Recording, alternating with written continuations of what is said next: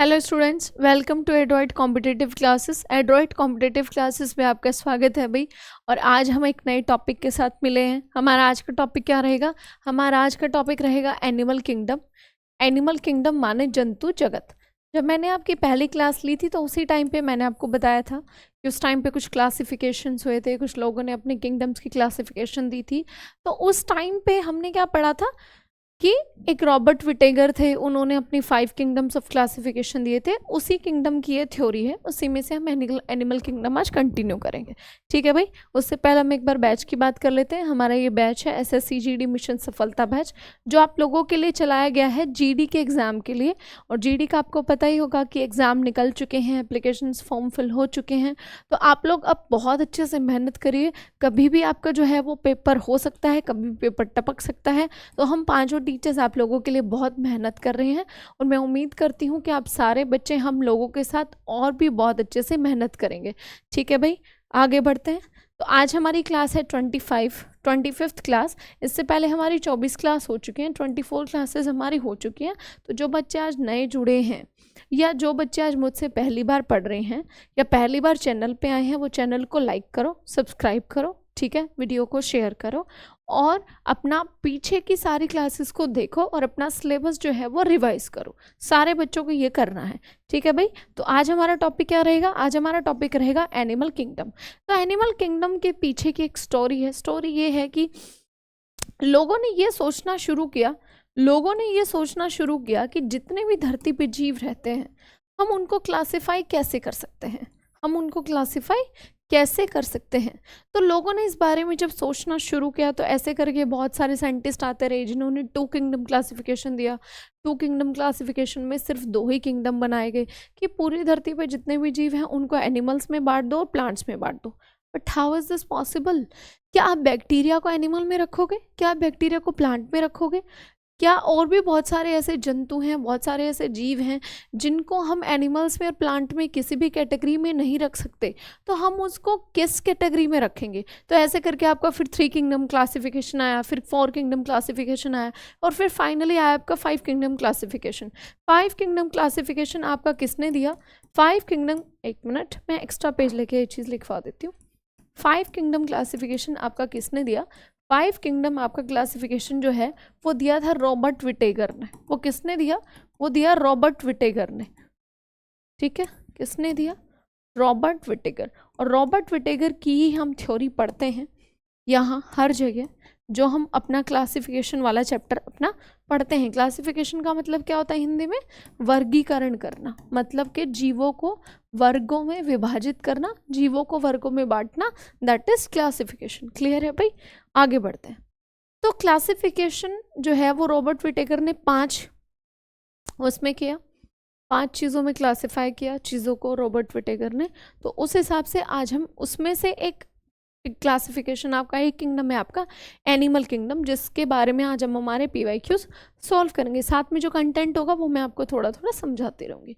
पहला क्वेश्चन है, identify an example of organism that are free swimming and bottom dwelling forms. मतलब ऐसे जीव जो फ्री स्विमिंग करते हैं, मतलब ऐसे ही फ्री अपना पानी में घूमते रहते हैं और तलवासी रूप में होते हैं। तलवासी रूप में का मतलब क्या है?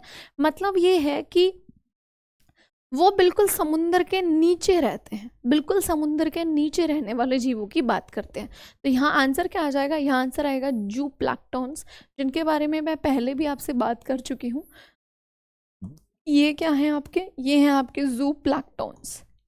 क्या है आपके? जू प्लैंक्टन्स है। ठीक है, क्लियर है भाई? तो ये आपके क्या है? जू प्लैंक्टन्स है। आगे बढ़ते हैं। ये इसका पूरा आपका वो दिया गया है, इसका पूरा आपका एक्सप्लेनेशन है। तो इस एक्सप्लेनेशन को आप बहुत अच्छे से पढ़ लेना। फाइटोप्लैंक्टन्स भी होते हैं। फाइटोप्लैंक्टन्स देखो क्या है? फाइटोप्लैंक्टन्स क्या है? फाइटो, ये वर्ड यूज किसके लिए होता है? ये वर्ड यूज होता है आपका शैवाल के लिए। शैवाल है ना? ये वर्ड यूज आपका किसका होता है? शैवाल के लिए यूज होता है। ठीक है, शैवाल के लिए ये यूज होता है वर्ड आपका। ठीक है, तो जैसे हम शैवाल के लिए स्टडी करते हैं तो उसको फाइकोलॉजी कहते हैं, फाइकोलॉजी। तो उसी तरीके से फाइटोप्लैंक्टन्स, इसका आंसर यहाँ पे आ जाता है। आगे पढ़ते हैं हम। Identify the organism that is not a pseudocoelomate, मतलब ऐसा एक ऑर्गेनिज्म आइडेंटिफाई करना है जो स्यूडोकोलिमेट नहीं होते। स्यूडोकोलिमेट मतलब कि आपके सिलेंट्रेटा वाले उसमें नहीं आते। तो इसका आंसर यहाँ हमारे यहाँ पे क्या आ जाएगा, स्कॉर्पियन। स्कॉर्पियन। जितने भी स्यूडोकोलिमेट्स होते हैं वो कीड़े लाइक स्ट्रक्चर के होते हैं, कीड़े जैसे दिखते हैं, जिसमें आपका एंसाइक्लोटोमा और आपका एस्कैरिस और व्यूचरेरिया बैनक्रॉफ्टाई इसका पूरा नाम है। तो व्यूचरेरिया बैनक्रॉफ्टाई वगैरह सब इसके एग्जाम्पल आपके आते हैं। ये देखो, ये आपका क्या है, ये आपका है व्यूचरेरिया बैनक्रॉफ्टाई। ये क्या है आपका, व्यूचरेरिया बैनक्रॉफ्टाई। और व्यूचरेरिया बैनक्रॉफ्टाई क्या करता है, इंसान के पैर में से इंसान के अंदर घुसता है और ये देखो उसके पैर को कुछ ऐसा स्ट्रक्चर दे देता है। इस बीमारी को क्या कहते हैं, इस बीमारी को कहते हैं एलिफेंथीसिस। एलिफेंथीसिस, एलिफेंथीसिस यानी कि हाथी पांव का रोग। इसको क्या कहते हैं, हाथी पांव का रोग। और अगर थोड़े से में पता चल जाए कि एलिफेंथीसिस की बीमारी है तो इसका इलाज हो जाता है, अदरवाइज इसका इलाज नहीं होता और इसमें ऐसे पैर को काटना ही पड़ता है। ठीक है भाई, आगे बढ़ते हैं। तो आंसर इसका डी आ गया, स्कॉर्पियन। स्कॉर्पियन तो आपको पता ही है कि एनिमेलिया में फाइलम से आपका होता है। ठीक है, आगे बढ़ते हैं। अगला क्वेश्चन है आपका, identify an example of decomposers that are found in the bottom of pond. तो पॉन्ड के बॉटम में आपके डीकम्पोजर्स कौन होते हैं, पॉन्ड के बॉटम में आपके डीकम्पोजर्स कौन होते हैं। आपको पता है जेलीफिश तो वही होती है, जूप्लैंक्टन्स अभी हमने पढ़ा है, फाइटोप्लैंक्टन्स भी हमने अभी पढ़ा है कि शैवाल के जो छोटे छोटे ऐसे जीव होते हैं, शैवाल वाले जो जीव होते हैं जो ऑटोट्रॉपिक होते हैं, आपका फोटोसिंथेसिस करते हैं, अभी हमने पीछे पढ़ा। ठीक है, तो आंसर क्या आ जाएगा, आंसर इज सी यानी कि फ्लैजिलेट्स। फ्लैजिलेट्स, फ्लैजिलेट्स किनको कहते हैं मैं आपको समझाती हूँ। The decomposers of the pond ecosystem are fungi. ठीक है, फंगस आपकी फ्लैजिलेट्स होती है और एंड बैक्टीरिया और आपका फ्लैजिलेट्स, ये आपके पॉन्ड के डीकम्पोजर्स होते हैं। डीकम्पोजर्स माने का मतलब क्या है कि कोई भी मरा हुआ जीव पड़ा है ना, उसको खाया, मतलब मृतपोषी और ये सब कहते हैं। आज मेरी आवाज़ आपको स्लो लग रही होगी, एनर्जी कम लग रही होगी, मेरी तबीयत थोड़ी ठीक नहीं है भाई। ठीक है, तो उस वजह से आपको थोड़ा सा ऐसा फील हो रहा होगा। अब ओशियंस में आपका देखो क्या मतलब कहाँ पे क्या मिलते हैं, तो सॉइल में आपका क्या मिलता है, आपका फंगस मिलते हैं, इंसेक्ट्स मिलते हैं, अर्थवॉर्म्स मिलते हैं, बैक्टीरियाज मिलते हैं।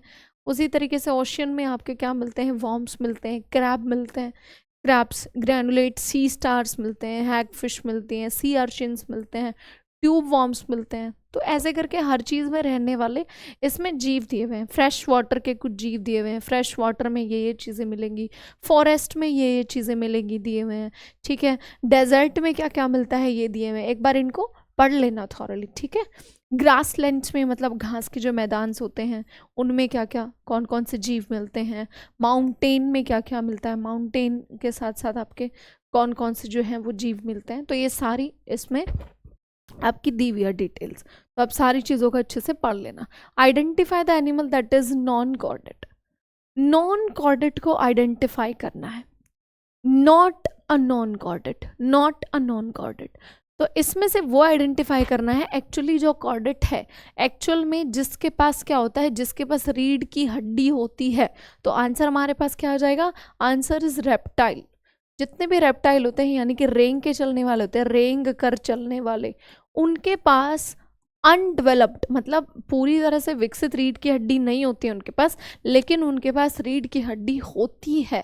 ऐसा नहीं है कि बिल्कुल नहीं होती है, और इन तीनों के पास रीढ़ की हड्डी बिल्कुल भी नहीं होती। ठीक है, तो इसका आंसर तो रेप्टाइल्स आ जाएगा। बाकी मैं ये फोटो दिखाती हूँ आपको, ये है ऑर्थ्रोपोडा। ये क्या है, ये क्या है, ये है ऑर्थ्रोपॉड्स। ऑर्थ्रोपॉड्स ऐसी हर जीव जिनके 6 पैर होते हैं, 6 पैर, जिनके क्या होते हैं 6 पैर, और 6 पैर किस में होते हैं, जोड़े में 6 पैर होते हैं। ऐसे सारे कीड़े मकोड़े ऑर्थ्रोपॉड्स में आते हैं, ऐसे सारे कीड़े मकोड़े ऑर्थ्रोपॉड्स में आते हैं। दूसरा ये क्या है, ये है आर्किनिड्स। ये क्या है, ये है आर्किनिड्स। एक्चुअल में ये क्या है अपना वो इसको क्या कहते हैं, इसको वो कहते हैं कान खजूरा। तो कान खजूरा आपका आर्केनिड्स में आता है। और ये क्या है, ये आपको कुछ अजीब सा स्ट्रक्चर दिख रहा होगा, बट एक्चुअल में ये जीव है, ये एक एक्वाटिक एनिमल है। और इसको क्या कहते हैं, इसको कहते हैं, वैसे तो इसको कहते हैं स्पॉन्जिला, वैसे तो इसको स्पॉन्जिला कहते हैं, बट ये कौन सी कैटेगरी में है, कौन से किंगडम से है, तो पॉरीफेरा, पॉरीफेरा किंगडम से ये है।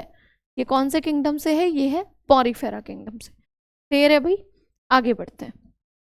तो ये सारी इसमें डिटेल आपकी यहाँ पे बहुत अच्छे से सारी चीज़ों की बताई गई है। The body of the dash is circular in cross section, hence the name round worms. They may be free living, aquatic and terrestrial and parasitic in plants and animals. Dash के शरीर का अनुप्रस्थ कटीय भाग गोलाकार होता है, मतलब सेगमेंटेड और राउंडेड आपके शरीर के उसके भाग होते हैं अगर देखा जाए तो, इसलिए इन्हें गोलक्रमी कहते हैं। ये स्वतंत्र होते हैं, मतलब अपना फ्री लिविंग घूमते हैं, ठीक है।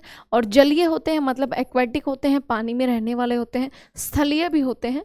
और ये पौधों और जानवरों में परजीवी के रूप में पाए जाते हैं। परजीवी मतलब कि उनके अंदर ऐसे घुस जाते हैं, उनके अंदर ऐसे घुस जाते हैं, ठीक है। तो इनमें से ऐसे कौन से हैं, इनमें से ऐसे कौन से हैं, तो सबसे पहले हम देखते हैं अपने, सबसे पहले हम ये वाला कैटेगरी में आपको कुछ समझाने की कोशिश करती हूँ। हेलमेंथिस, जहां भी हेलमेंथिस लिखा दिखे इसका मतलब वहां पे कीड़ों की बात हो रही है, कीड़े मतलब कृमि। जहां पे भी हेलमेंथिस की बात हो इसका मतलब वहां पे कीड़ों की बात हो रही है, कृमि की बात हो रही है, ठीक है। मोलस्का आपको पता है कौन सा संघ होता है, जिनके पास शेल टाइप एक स्ट्रक्चर होता है, जैसे कि आपका ऑक्टोपस, ऑक्टोपस मोलस्का में आएगा, ठीक है, ऑक्टोपस मोलस्का में आएगा। तो क्या ऑक्टोपस जो है आपका पैरासिटिक होता है, क्या वो जानवर और एनिमल में पाया जाता है, नहीं, ऐसा तो कुछ नहीं है, तो ये तो हो नहीं सकता। अब हम इसका आंसर देख लेते हैं। इसका आंसर है आपका एस्केलमेंथिस। एस्केलमेंथिस में आपके राउंड वॉर्म्स आते हैं, राउंड वॉर्म, इसमें आपके राउंड वॉर्म आते हैं। और प्लैटीहेलमेंथिस में आपके आते हैं चपटे क्रमी, चपटे क्रमी, ठीक है। इसका आंसर मैं दूसरे उससे लगा देती हूँ, एक मिनट रुको, ये लो, इसका आंसर है डी, यानी कि एस्केलमेंथिस, ठीक है। इनका ये देखो, ये मैंने आपको एस्केलमेंथिस का एक फोटो दिखाया है। एस्केलमेंथिस कुछ कीड़े जैसे ऐसे करके दिखाई देते हैं, और इनका बॉडी जो है वो अंदर से सेक्शनल क्रॉस होता है। सेक्शनल कैसे बटा होता है कि मान लिया ये कीड़ा है, मान लिया ये कीड़ा है, तो ये अंदर से ना ऐसे बटा रहेगा, ऐसे सेगमेंट्स में, ऐसे पूरा कीड़ा अंदर से ऐसे सेगमेंट्स में बटा रहेगा। और इसी सेगमेंट्स में इसका जो है वो पूरा डेवलपमेंट होता है, मतलब इसका शरीर पूरा इसी सेगमेंट के तरीके से ही काम करता है, पूरा ये सेगमेंट्स में ही आपका टूटा रहता है। अगला सवाल है identify an example of diploblastic animal. हमारे पास दो तरीके के एनिमल्स होते हैं, एक होते हैं डिप्लोब्लास्टिक, होते हैं ट्रिप्लोब्लास्टिक। डिप्लोब्लास्टिक का मतलब है कि वो वाले एनिमल जिनके पास जो स्किन है उसमें 2 लेयर हैं। स्किन में कितनी लेयर्स हैं, 2 लेयर्स हैं। स्किन में कितनी लेयर्स हैं, 2। और दूसरे वो वाले जिनके पास स्किन में कितनी लेयर हैं, जिनके पास स्किन में है 3 लेयर। स्किन में कितनी लेयर्स हैं, 3 लेयर्स हैं, 3 लेयर्स। तो आपके जो होते हैं निडेरिया, जो होते हैं टीनोफोरा, है ना, ये सब आपके किस में आते हैं, और उससे पहले वाले जितने भी संघ होते हैं आपके सारे किस में आते हैं, आपके सारे डिप्लोब्लास्टिक में आते हैं। और आपके प्लैटीहेलमिन्थस से लेके कॉर्डेटा तक आपके 11 फाइलम होते हैं ना, 11 फाइलम, 11 फाइलम होते हैं आपके। अगर आपको कंटेंट वाला चाहिए तो आप वेट करो, आपके लिए पूरा कंटेंट वाला भी बैच आएगा। अभी हम जीडी की तैयारी कर रहे हैं तो मैं आपको वो पूरे वाला कंटेंट नहीं दे पा रही हूँ, क्योंकि यहाँ पे क्वेश्चंस की प्रैक्टिस भी हमारी ज़रूरी है। तो वहाँ पे मैं आपको पहले ही बता देती हूँ कि 11 फाइलम होते हैं ऐसे ऐसे करके, उसमें से ट्रिप्लोब्लास्टिक में कौन सा आता है, डिप्लोब्लास्टिक में कौन सा आता है। हम वहाँ सिमिट्री भी पढ़ते हैं कि रेडियल सिमिट्री में आएगा या बायलैटरल सिमिट्री में आएगा। रेडियल सिमिट्री क्या है, बायलैटरल सिमिट्री क्या है, तो सिमिट्री के हिसाब से, बॉडी के टाइप के हिसाब से, सेगमेंट्स के हिसाब से हम वहाँ पे सारे फाइलम्स को ऐसा डिवाइड करके प्रॉपर अच्छे से पढ़ते हैं। ठीक है भाई, आगे बढ़ते हैं। अच्छा, इसका आंसर क्या आ जाएगा, इसका आंसर आएगा आपका डी, यानी कि आपका सिलिंट्रेट्स। ये मैंने बता ही दिया है, ये टीनोफोरा, टीनोफोरा के बाद वाले ही सिलिंट्रेटा होता है आपका जो फाइलम होता है। तो कॉर्डेटा आपके और ये एक मिनट, ऑप्शन गलत लिखा हुआ है यहाँ पे, ये ऑप्शन डी ऊपर पहुंचा हुआ है, सिलेंट्रेटा, ठीक है। प्लैटीहेलमिन्थस कॉर्डेटा और एर्किनीज, ये आपके क्या होते हैं, ये आपके सारे होते हैं ट्रिप्लोब्लास्टिक। आगे बढ़ते हैं, ये पढ़ लेना आप, सारे में मैंने ये लिखवाया हुआ है तो ये पढ़ लेना। Explanation, in a lake ecosystem the primary consumer are, अगर कोई एक लेक है तो उसमें सबसे पहले प्राइमरी कंज्यूमर कौन है? कंज्यूमर मतलब उपभोक्ता, उपभोक्ता मतलब किसी को भी खाने वाला, किसी एक चीज़ को खाने वाला, निगल जाने वाला प्राइमरी कंज्यूमर कहलाता है। और वो कौन है? वो है आपका जू प्लैंक्टन्स। सबसे पहले प्राइमरी कंज्यूमर जू प्लैंक्टन्स होते हैं, छोटे छोटे प्राणी, बहुत छोटे छोटे प्राणी, और उन्हीं से फिर आगे जाके ऐसे इकोसिस्टम फर्दर आपका बढ़ता रहता है, ठीक है। ये जू प्लैंक्टन्स के बारे में सारा लिखा है, ये देखो सारा लिखा है इसमें, इसमें सारा लिखा है कि फॉरेस्ट का इकोसिस्टम लिखा है। फॉरेस्ट का इकोसिस्टम क्या है? डियर्स, इंसेक्ट्स, रैबिट्स और रोडेंट्स।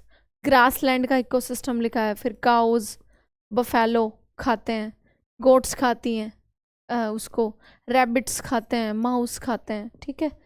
माउस मतलब रैबिट को खाते हैं ऐसे करके, ठीक है। आगे डेजर्ट का इकोसिस्टम लिखा है जिसमें कैमल्स होते हैं। मैंग्रोव का इकोसिस्टम लिखा है, उसमें मैंग्रोव क्रैब्स होते हैं, मैंग्रोव ईटिंग इंसेक्ट्स होते हैं, स्नेल्स होते हैं। तो ये सब हार्बिवर्स। अच्छा, प्राइमरी कंज्यूमर में आपके हार्बिवर्स आते हैं, प्राइमरी कंज्यूमर आपके हमेशा हार्बिवर्स होते हैं। हार्बिवर्स मतलब शाकाहारी, शाकाहारी मतलब कंद मूल, फल, पौधे, पत्ते, घास खाने वाले जो कंज्यूमर होते हैं, उपभोक्ता होते हैं, वो हमेशा प्राइमरी कंज्यूमर में आते हैं। Identify an example of organisms that are do not belong to the third trophic level. अब देखो हमने अभी अभी पढ़ा था कि थर्ड ट्रॉपिक लेवल में कौन नहीं आ सकता, हमारे प्राइमरी कंज्यूमर होते हैं घास खाने वाले। तो हमारा जो काव होगा वो प्राइमरी कंज्यूमर में आएगा। सबसे पहले जब हमारा ये शुरू होगा तो आपका प्राइमरी कंज्यूमर में आएगा। ये हमारी गौ माता है जो कि आराम से अपना घास खा रही है, ठीक है, तो ये प्राइमरी कंज्यूमर में आती है। ये देखो, अच्छा काव सेकंड में आती है, ठीक है, सॉरी काव सेकंड में आती है। और ये सारा इसमें लिखा हुआ है कि ये क्या क्या कौन कौन क्या क्या खाता है। लेवल 1 में कौन है, लेवल 2 में कौन है, लेवल 3 में कौन है। ये देखो लेवल 3 में रेट, स्पैरो, फ्रॉग, ये सब लेवल 3 में चले जाते हैं, है ना। लेवल 4 में स्नेक आ जाता है, ओवल आ जाते हैं, मतलब ये जो इन छोटे वालों को खा लेते हैं। फिर लेवल 5 में आपके ईगल, वोवल्स, लायंस, ये जो फिर इनको खा लेते हैं, है ना। तो ऐसे करके आपका लेवल्स बढ़ता रहता है। Salamanders belong to which of the following classes. तो सैलेमेंडर किससे, आपको पता है, सैलेमेंडर मतलब आपके जो छिपकली होती है ना, छिपकलियाँ या रेंग कर चलने वाले जो उभयचर होते हैं, सॉरी मतलब रेंग कर चलने वाले होते हैं। तो इसका आंसर आपका क्या आ जाएगा? एम्फीबियंस यानी कि उभयचर, क्योंकि ये पानी में भी रह लेते हैं और ज़मीन पे भी रह लेते हैं। आगे बढ़ते हैं, ये आ गया आपका Which of the following cells line the spongylose and canals and membranes of the phylum Porifera? मैंने अभी अभी बताया था कि पॉरीफेरा में क्या होता है। पॉरीफेरा आपका पहले वाला सबसे पहला फाइलम है, फर्स्ट फाइलम। और पॉरीफेरा में क्या आते हैं? पॉरीफेरा में आते हैं स्पॉन्जिलास। पॉरीफेरा में क्या आते हैं? स्पॉन्जिलास आते हैं। स्पॉन्जिला मतलब स्पंज जैसा इनका स्ट्रक्चर होता है। और इसका एक फ़ोटो मैंने अभी आपको दिखाया था क्लास के स्टार्टिंग में, मैं आपको दोबारा दिखाती हूँ। ये देखो, दैट इज़ स्पॉन्जिला, ये आपका पॉरीफेरा का है और ये एक्वाटिक एनिमल होता है, ठीक है। और इसमें सेंसेस होती हैं कुछ, और इसमें पूरी बॉडी में क्या होता है, पूरी बॉडी पे इसकी पे पूरी पे छेद ऐसे होते हैं। तो ये आपका क्या होता है? ये आपका स्पॉन्जिला होता है, ठीक है। हाँ चले गए थे हम, क्वेश्चन निकाल लेते हैं, यहाँ पे थे। तो इसमें पूछा है कि पॉरीफेरा में जो स्पंज गुहा और नालों के को रेखाबद्ध करती है ऐसी कोशिका फाइलम कौन सी है? तो ऐसी कोशिका फाइलम है आपकी कॉलर सेल। कॉलर सेल, ये देखो मैंने यहाँ पे आपका स्पॉन्जिला का यानी कि आपका पॉरीफेरा का स्ट्रक्चर लिखवाया है। ये क्या है? आपका पॉरीफेरा का स्ट्रक्चर है। अब इस पॉरीफेरा के स्ट्रक्चर को देखकर आप लोग समझो कि पॉरीफेरा में क्या क्या होता है। पॉरीफेरा में कुछ खास नहीं है, पॉरीफेरा में बस ये कॉलर सेल होती हैं जहाँ से आवागमन का स्थान होता है, मतलब चीज़ें अंदर घुसती हैं और चीज़ें बाहर निकलती हैं। तो उसी चीज़ के बारे में पूछा गया है, ये देखो कॉलर सेल होती है, ठीक है। आगे चलते हैं। Identify an animal that are not triploblastic. तो अभी अभी हमने पीछे पढ़ा था कि कौन कौन से ट्रिप्लोब्लास्टिक होते हैं और कौन कौन से नहीं होते हैं। तो आंसर क्या आ जाएगा? आंसर आ जाएगा सिलेंट्रेटा, क्योंकि हमने अभी पीछे पढ़ा था कि कौन कौन से किस में एड ऑन होते हैं। और मैंने वहीं लिखवाया हुआ था, क्या लिखवाया हुआ था? आपका इन्फॉर्मेशन लिखवाई हुई थी कि प्लैटीहेल्मिन्थस से लेकर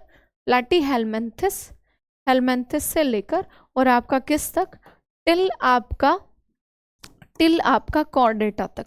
टिल आपका कॉर्डेटा तक क्या होते हैं? टिल आपका कॉर्डेटा तक क्या होते हैं? आपका ट्रिप्लोब्लास्टिक होते हैं, ट्रिप्लोब्लास्टिक होते हैं। आगे चलते हैं। आगे है देयर आर होल्स और pores all over the body. अभी अभी हम इस बारे में बात कर रहे थे कि पूरी बॉडी पे छेद होते हैं, एंड दैट इज पॉरीफेरा। मुझे नहीं लगता कि क्वेश्चन आगे पढ़ने की नीड है भी, ठीक है। ये ऑप्शन उल्टे नीचे हो गए हैं भाई, कोई बात नहीं, आप लोग इनको ठीक कर लेना, ठीक है। आगे चलते हैं। ये पॉरीफेरा है, देखो आपको पॉरीफेरा दिख रहा होगा, और पॉरीफेरा में आपको ये दिख रहा होगा, ये वाली चीज़, ये देखो, ये पॉरीफेरा में क्या है? ये सब है पॉरीफेरा के अंदर छेद। ये सब क्या है?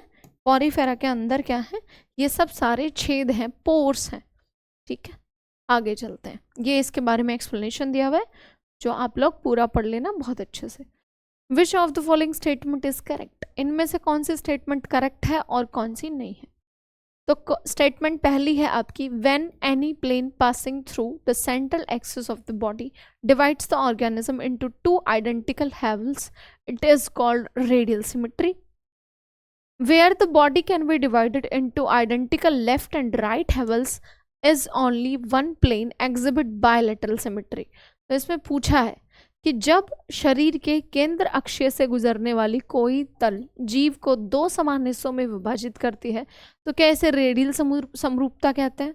और यदि शरीर के एक तल में के समान बाएं और दाएं हिस्सों में अगर विभाजित किया जाए तो क्या इसको द्विपक्षीय समरूपता कहते हैं?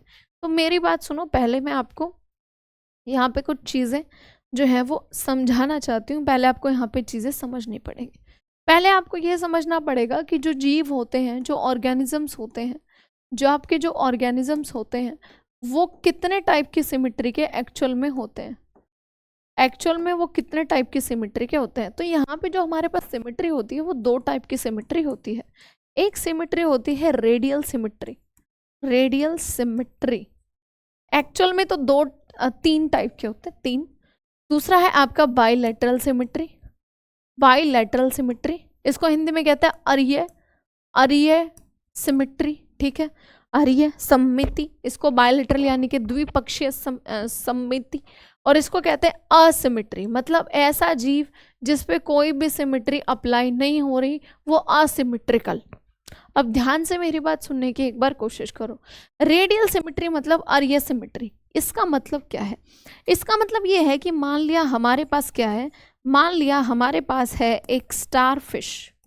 मान लिया हमारे पास क्या है, हमारे पास है एक स्टार फिश, और इस स्टार फिश को अगर आप यहाँ सेंटर से लेके और कहीं से भी ऐसे काटोगे, कहीं से भी ऐसे इसको काट दोगे, ये देखो, ये कहीं से भी ऐसे काट दी स्टार फिश, तो आप ये देखोगे कि इसका भाग नंबर 1, 2, 3, 4, 5, पांचों भाग सेम शेप के हैं।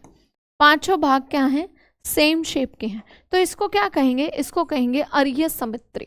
दूसरा है बायलैटरल। बायलैटरल में मान लिया हमने ले लिया हमने एक छोटा सा एग्जांपल लेते हैं। पहले तो हमने ली एक तितली, हमने ली बटरफ्लाई, तो ये आपकी क्या हो गई? ये आपकी हो गई बटरफ्लाई। अब मान लिया हमने इस बटरफ्लाई को बीच में से काट दिया। बटरफ्लाई का अगर बीच में से हमने ऐसे डाइसेक्ट कर दिया तो आप ये देखोगे कि बटरफ्लाई का LHS और बटरफ्लाई का RHS बिल्कुल इक्वल है। तो LHS और RHS जब इक्वल होता है तो इसको कहते हैं बायलैटरल सिमेट्री। और एक ऐसा जीव जिस पे कोई सिमेट्री अप्लाई नहीं हो रही वो एसिमेट्रिकल, ठीक है। एक ऐसा जीव जिसको अगर कितने भी हिस्सों में बांट लो, ठीक है, कैसे भी करके उसको काटो, लेकिन उसके बॉडी का कोई भी हिस्सा आपको सेम शेप का दिखाई नहीं देगा, तो वो जीव किस में आ जाते हैं? वो जीव आ जाते हैं एसिमेट्रिकल में। ये आपको ध्यान से समझ में आ गया होगा। अब इस चीज़ को देखते हैं, अब इस चीज़ को हम देखने की कोशिश करेंगे। कि इसमें से कौन सा करेक्ट है और कौन सा करेक्ट नहीं है। तो आपने देखा कि जब समान हिस्सों में विभाजित होता है, केंद्रीय अक्ष से जब हम विभाजित करते हैं तो रेडियल समरूपता ही बनती है, और जब हम समान बाएं और दाएं हिस्सों में बांटते हैं तो द्विपक्षीय समरूपता ही बनती है। इसका मतलब हमारा ऑप्शन ए और ऑप्शन बी दोनों ही सही है। इसका मतलब हमारे दोनों सही हैं। तो option number C is the right answer. Option number C is the right answer. ठीक है, both 1 and 2। 4 type of symmetry in animals इसमें दिखाया गया है। स्पेरिकल, वैसे स्पेरिकल किसी किसी में भी मतलब बहुत रेयर ऐसा होता है कि स्पेरिकल पूछा जाए, फिर आपका रेडियल, फिर बाय रेडियल, फिर बायलेटरल। तो इसने एसिमेट्री को नहीं पूछा है, बट एसिमेट्री से भी कई बार पेपर में जैसे है चीज़ें आ जाती हैं। ठीक है भाई, आगे बढ़ते हैं। क्वेश्चन देखो अगला, which of the following does not belong to the arthropoda group of the animal kingdom. कौन सा जो है वो समूह में से अर्थ्रोपोडा ग्रुप में शामिल नहीं है। सबसे पहले हम अर्थ्रोपोडा को समझने की कोशिश करते हैं। ऑर्थ्रोपोडा, यही है ना, ऑर्थ्रोपोडा। विजिबल नहीं होगा, रुको चेंज करती हूँ।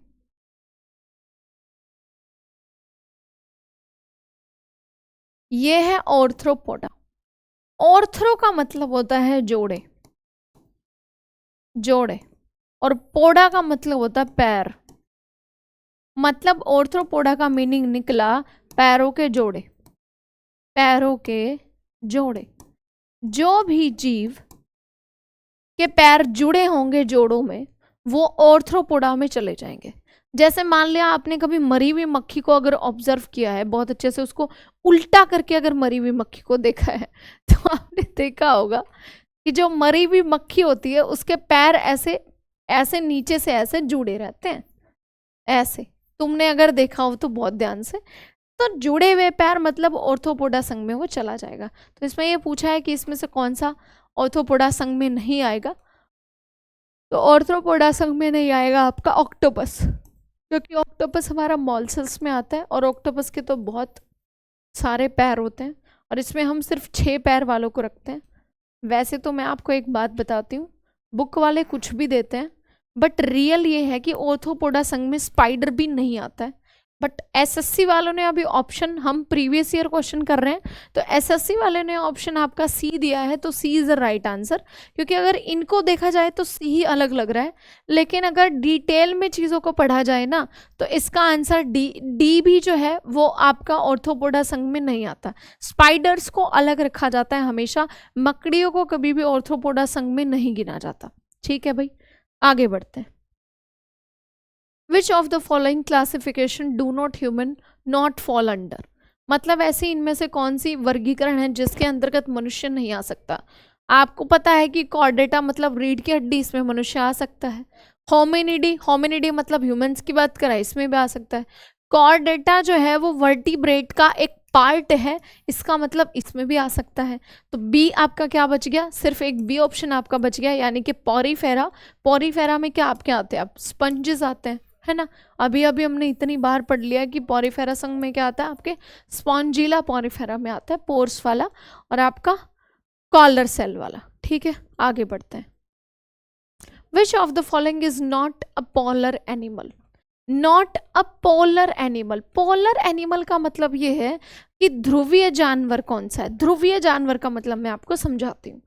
ध्रुवीय जानवर का मतलब ये है कि पोलर रीजन्स किसको कहते हैं, पहले तो आप ये समझो। पोलर रीजन किसको कहते हैं, पोलर रीजन उसको कहते हैं जो आपका हाइट से काफी ऊपर होता है, और जहां हाइट ऊपर होती है वहां होती है ठंड। वहां क्या होती है, ठंड। ठंड यानी कि बर्फ पड़ने वाला, बर्फ पड़ने वाला स्थान। तो जहां बर्फ पड़ती है वहां कौन कौन सी चीजें होती हैं, तो इनमें से कौन सी चीज जो है वो बर्फ पड़ने वाली जगह पे नहीं पाई जाती। तो देखो आपका वॉलरस आपने देखा होगा, अगर अभी देखा नहीं है तो अभी अपना उस पर गूगल पे सर्च करके देख लेना, ठंडे स्थान पे पाया जाता है। मस्क ऑक्सन यानी कि आपका कस्तूरी बैल ठंडे स्थान पे पाया जाता है। रिंग्ड सील्स, सील्स तो आपको पता ही है, सील वो मूंछों वाली, देखो मूंछों वाली मछली, मूंछों वाली मछली कुछ टाइप होती है सील, ठीक है, वो भी आपके ठंडे स्थान पे पाई जाती है। तो आंसर क्या आ जाएगा, answer is lemur. Answer is lemur. Lemur जो है वो ठंडे स्थान पे नहीं पाया जाता। और ये फोटो किसकी है? ये है लीमर भाई साहब। ये देखो बड़े मजे से, मतलब एकदम पोर्ट्रेट मोड में इन्होंने फोटो अपनी कराई हुई है। देखो ये कुछ नहीं दिखना चाहिए मेरे अलावा, है ना। ये लीमर क्या होते हैं? ये बंदरों की कोई प्रजाति है। ठीक है भाई, तो ये इसकी एक्सप्लेनेशन है, आप लोग इसको पढ़ लेना। और आज के लिए इतना ही। आज हम इतने ही सवाल हमारे करने वाले थे, सारे क्वेश्चंस मैंने आपको बता दिए हैं। अभी एनिमल किंगडम की एक और क्लास आएगी, उसके बाद हम प्लांट किंगडम पढ़ेंगे एंड दैट उसके बाद हम अपना केमिस्ट्री पे मूव कर जाएंगे। ठीक है भाई, तो आज के लिए इतना ही। थैंक यू सो मच आज की क्लास में यहाँ तक बने रहने के लिए। जो बच्चे नए जुड़े हैं वो चैनल को सब्सक्राइब कर लेना। और अगर किसी बच्चे को हमसे ऑफलाइन मिलना है, ऑफलाइन कोचिंग लेनी है, तो ये सेंटर का ऊपर नाम है एड्रॉइड कॉम्पिटिटिव क्लासेस, और इसका एड्रेस आपको नीचे डिस्क्रिप्शन बॉक्स में मिल जाएगा। ठीक है भाई, तो मिलते हैं नेक्स्ट क्लास में नेक्स्ट टॉपिक के साथ। Thank you so much.